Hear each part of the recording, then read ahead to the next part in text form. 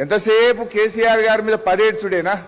ఆ బీజేపీ వాళ్ళు కేసీఆర్ గారి మీదనే పడేడుస్తారు, కాంగ్రెస్ వాళ్ళు పొద్దుగాలేస్తే కేసీఆర్ గారి మీద పడేయడము, కేసీఆర్ గారు జపం చేయడమే రేవంత్ రెడ్డికి.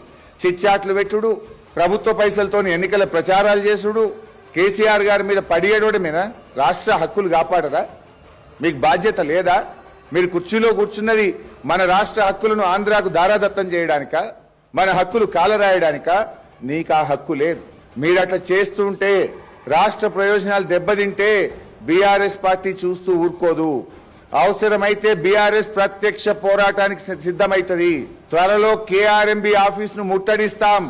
అవసరమైతే మా ఎంపీలు కేంద్రంలో జలవనరుల శాఖ మంత్రిని కలిసి బీఆర్ఎస్ ఎంపీలు తెలంగాణకు జరుగుతున్న అన్యాయం మీద కేంద్ర మంత్రికి చెప్తాం. పార్లమెంట్ లో కూడా ఈ అంశాన్ని గట్టిగా లేవనెత్తుతాం. 8 ఎంపీలు కాంగ్రెస్ గెలిచినా, 8 ఎంపీలు బీజేపీ గెలిచినా తెలంగాణ హక్కులు కాలరాయబడుతుంటే కాంగ్రెస్ ఎంపీలు పెదవి విప్పరు, బీజేపీ ఎంపీలు రాష్ట్ర హక్కులు కాపాడరు. ఇది ఎక్కడి అన్యాయము? బట్ అయినా బీఆర్ఎస్ రాజ్యసభలో మాకున్న 4 ఎంపీలు రాజ్యసభలో ప్రస్తావిస్తాం, కేంద్ర ప్రభుత్వం దృష్టికి తీసుకుపోతాం.